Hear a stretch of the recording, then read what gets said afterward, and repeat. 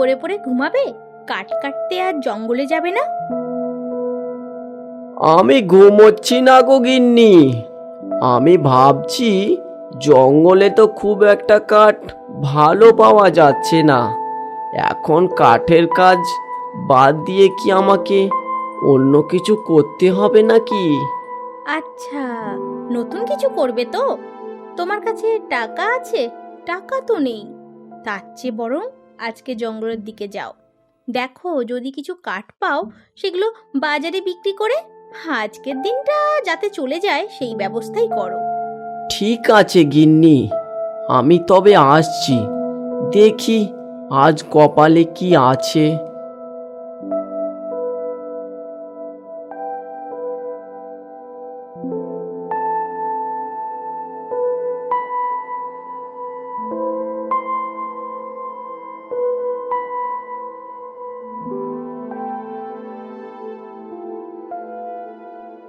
গিন্নির কথা শুনে তো আজকেও চলে এলাম কাঠ কাটতে।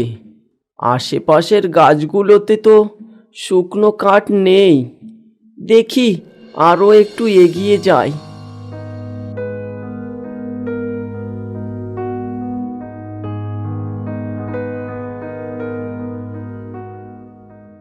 অনেকটা তো এগিয়ে চলে এলাম, কিন্তু শুকনো গাছের কাঠ তো চোখে পড়ছে না। আজকে কি না খেয়ে থাকতে হবে নাকি? হে উপরওয়ালা, তুমি একটা কিছু পথ দেখাও।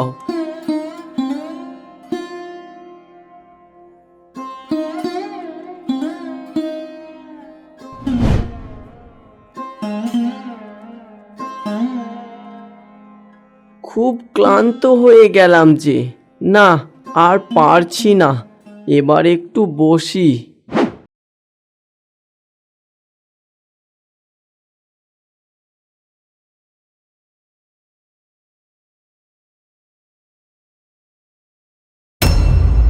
আরে এই জঙ্গলের মধ্যে এত সুন্দর একটা ফুলের গাছ! কি ফুলের গাছ, কাছে গিয়ে দেখি তো। শ্রীপান্ত সেই গাছটার কাছে গিয়ে একটা আওয়াজ শুনতে পায়। সেই গাছের ফুল থেকে এই আওয়াজটা আসছিল।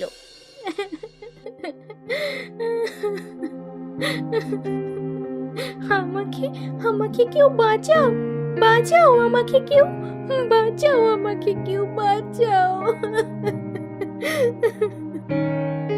আরে ফুলে কান্না করছে! তুমি কান্না করছো কেন? তুমি কে গো? আমি আমি এই ফুলের মধ্যেই বন্দি আছি। আমি এক মায়াবী পরী। তুমি আমাকে এই ফুল থেকে মুক্তি করে দাও।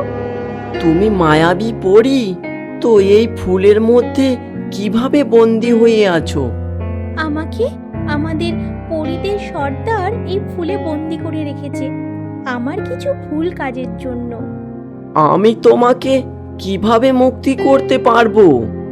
আমি তো একজন সাধারণ কাঠুরে। তুমি তুমিই পারবে আমাকে এই ফুল থেকে মুক্তি করে দিতে। বলো, বলো তুমি আমাকে মুক্ত করবে না? বলো। আমি তোমাকে মুক্তি করব, কিন্তু তার বদলে আমি কি পাবো শুনি? তুমি আমাকে এই ফুলের মধ্যে বন্দি জীবন থেকে মুক্ত করলে তুমি যা চাইবে তাই আমি দেব তোমাকে। তাহলে বলো, আমি কিভাবে এই ফুল থেকে তোমাকে মুক্তি দেব? তুমি 3টি জায়গার জল এক পাত্রে করে এনে দাও, আর ওই জল আমার ফুলের মধ্যে ঢেলে দাও।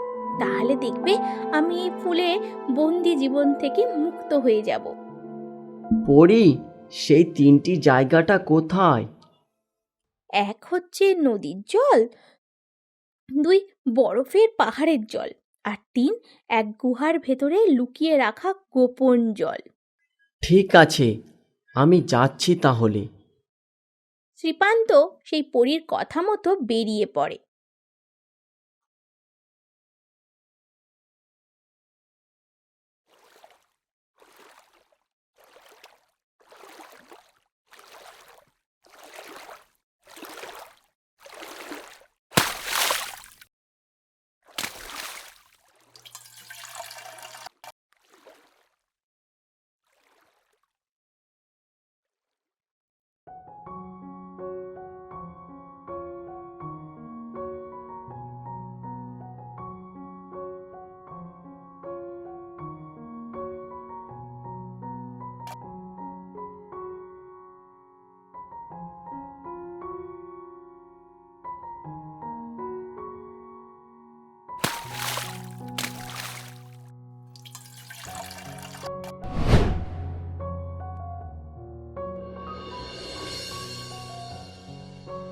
মায়াবী পরী, আমি জল নিয়ে এসেছি, তোমার এই ফুলে আমি ঢেলে দেব। হ্যাঁ কাঠুরিয়া, তুমি জল নিয়ে এসেছো, দাও, এই ফুলে ঢেলে দাও কাঠুরিয়া। কাঠুরিয়া সেই জল ফুলে ঢেলে দেয়া মাত্রই সেই ফুল থেকে একটা সুন্দরী পরী বেরিয়ে আসে আর বলে, ধন্যবাদ কাঠুরিয়া ভাই, তুমি আমাকে আমার আগের রূপ ফিরিয়ে দিয়েছো। বলো বলো, এবার তুমি কি চাও আমাকে বলো।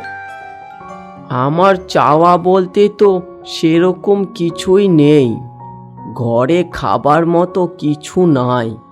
আজকে জঙ্গলে এসেছিলাম কিছু কাঠের উদ্দেশ্যে, কিন্তু পাইনি। আজ যদি আমি কিছু কাঠ পাই তাহলে সেগুলো বাজারে বিক্রি করে আজকের মতো দিনটা কাটতো তাহলে আমার। তুমি কি আমাকে কিছু শুকনো কাঠ দিতে পারবে পরী? আরে, এই সামান্য তোমার চাওয়া? আমি তো ভেবেছিলাম তুমি অনেক কিছু চাইবে। কাঠুরিয়া, এই নাও, এই চাবিটা তুমি নাও। তুমি এই গাছের কাছে এসে এই চাবিটা ছোঁয়াবে, দেখবে আমি সঙ্গে সঙ্গে হাজির হয়ে যাব। কিন্তু আজকে আমি তোমাকে কাঠ দিয়ে দিচ্ছি, এইগুলো নিয়ে যাও তুমি। পরী তার শক্তি দিয়ে সেখানে কয়েক বোঝা কাঠের আঁটি জোগাড় করে দেয়। নাও কাঠুরিয়া ভাই, এই কাঠগুলো নিয়ে তুমি যাও। ঠিক আছে পরী, এখন তবে আমি আসছি। এই কথা বলে শ্রীপান্ত কাঠের বোঝা মাথায় করে বাজারে নিয়ে যায়। বাজারে সেই কাঠগুলো বিক্রি করে এবং বাড়ির জন্য সংসারের সমস্ত জিনিসপত্র কিনে নিয়ে আসে।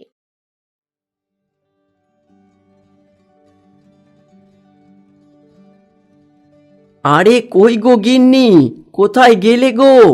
এসো এসো, বেরিয়ে এসো, দেখো কত কি নিয়ে এসেছি।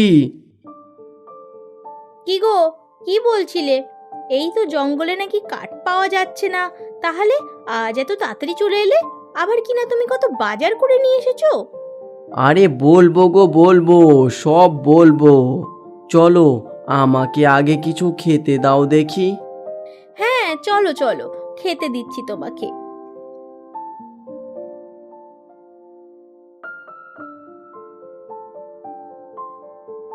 শ্রীপান্ত সেখানে বসে পড়ল এবং তার গিন্নি তাকে খাবার দিতে এলো।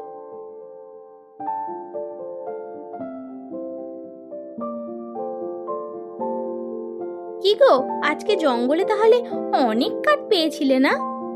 হ্যাঁ গো, অনেক কাঠ পেয়েছিলাম, কিন্তু সেই কাঠ আমি নিজে কাটিনি গো গিন্নি, আমাকে কেটে দিয়েছিল। কে তোমাকে আবার এত দরদ দেখিয়ে কাঠের আঠি জোগাড় করে দিল? কে গো? হে হে হে, কিছু পেতে হলে কিছু দিতে হয় গিন্নি, আর আমি সেটাই করেছি। শোনো তাহলে। শ্রীপান্ত তার বউকে জঙ্গলের পরীর সাথে ঘটা সমস্ত ঘটনা খুলে বলে।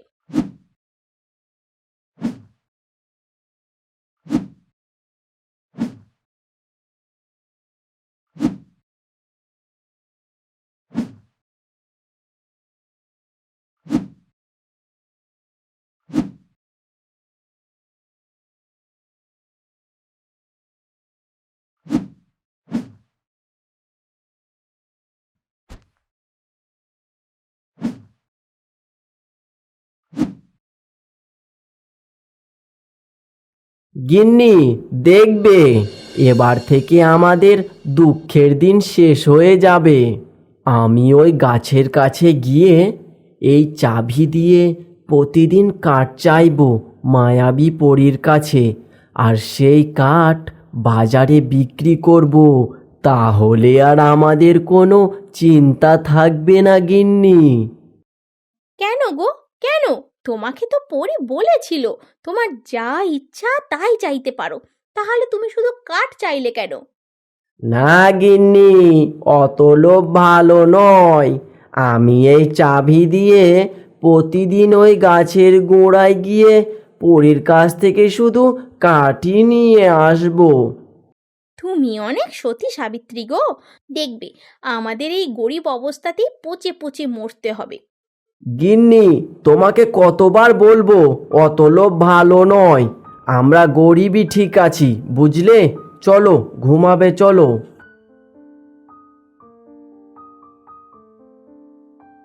শ্রীপান্ত ও তার বউ সেই রাতে ঘুমাতে চলে যায়। শ্রীপান্ত ঘুমিয়ে গেলেও তার বউয়ের চোখে ঘুম আসে না। সে ওই চাবিটার দিকে তাকিয়ে তাকিয়ে ভাবতে থাকে, আর মনে মনে খালি একটাই চিন্তা সে করতে থাকে, কিভাবে পরীর কাছে গিয়ে অনেক কিছু চাইবে।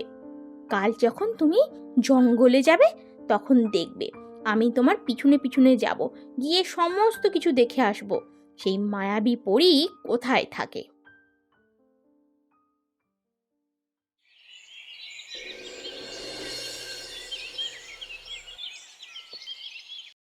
গিন্নি, আমি চললাম জঙ্গলে।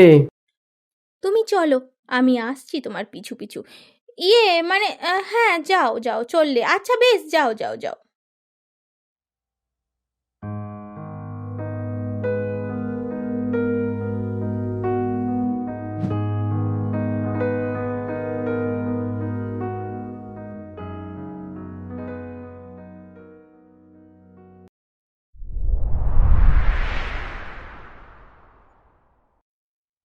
মায়াবী পরী, ও মায়াবী পরী, আজকেও আমি এসেছি। বলো কাঠুরিয়া ভাই, আজকে তোমার কি চাই? মায়াবী পরী, আজকেও তুমি অনেকগুলো কাঠ দাও আমাকে। আমি আজকেও সেই কাঠ বাজারে বিক্রি করে আসব। আচ্ছা আচ্ছা, ঠিক আছে কাঠুরিয়া ভাই, এই নাও, এই নাও তোমার কাঠের আঁটির বোঝা। রঙ্গিলা তার স্বামীর পিছনের দিকে উকি মেরে সব দেখে ফেলে শ্রীপান্ত কিভাবে সব করে। তাহলে এই ব্যাপার, এইভাবে তাহলে তুমি পরীর কাছ থেকে কাঠ চাও? তুমি তো বড্ড বোকা, শুধু কাঠটাই চাইছো। কাল আমি আসবো, আমি অনেক সোনা দানা চাইবো। এখন আমি চুপি চুপি বাড়ির দিকে চলে যাই।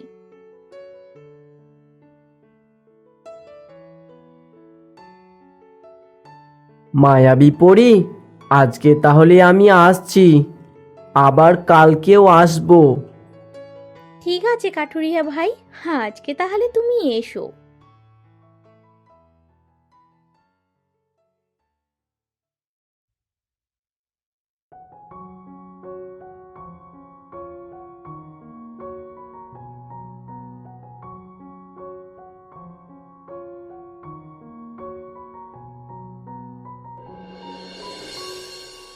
গিন্নি, কই গো গিন্নি, আমি চলে এসেছি।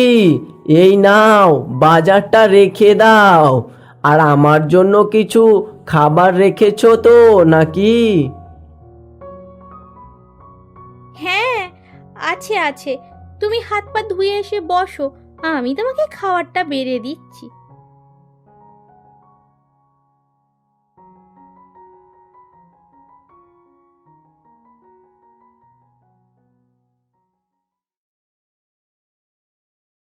কাঠুরিয়ার স্ত্রী চুপি চুপি চাবিটা নিয়ে সেই গাছের কাছে চলে যায় এবং গাছের কাছে গিয়ে তিনবার চাবিটা ছোঁয়ায়। তখনই সেখানে পরী চলে আসে। এই মায়াবী পরী, দাও দাও দাও, তুমি আমাকে অনেক সোনা দাও, অনেক মুদ্রা দাও, সোনার হার দাও, সোনার মুদ্রা দাও, তোমার কাছে যা আছে অলংকার সব আমাকে দাও। তোমাকে সোনার হার দেব? ঠিকই দেব, কিন্তু তুমি কে? তোমাকে তো আমি ঠিক চিনলাম না। আমি আমি ওই কাঠুরিয়া শ্রীপান্তের স্ত্রী। ও আচ্ছা, আমি সবই বুঝতে পেরেছি। দাঁড়াও দাঁড়াও, আমি তোমাকে আমার সোনার হার, আমার যা কাছে যা গয়নাগাটি আছে সব দিয়ে দিচ্ছি। এই নে। মায়াবী পরী তার জাদু শক্তি দিয়ে তার গায়ে সাপ দিয়ে দেয়। হোমা, হোমা, এ কি করলে? এ কি করলে গো? আমাকে আমার গায়ে